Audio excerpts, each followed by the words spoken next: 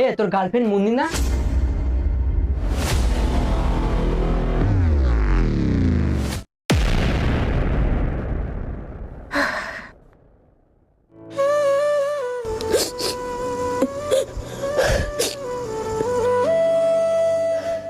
জানি তুমি আমাকে ভুল বুঝতেছো। তোমার কি মনে হচ্ছে? তোমাকে কি ভাবা উচিত? কথা বলো, কথা বলছো না কেন? ও আচ্ছা, তুমি তো তোমার আম্মুর সাথে ঘুরতে আসছো তাই না? আন্টি কোথায় আপনি?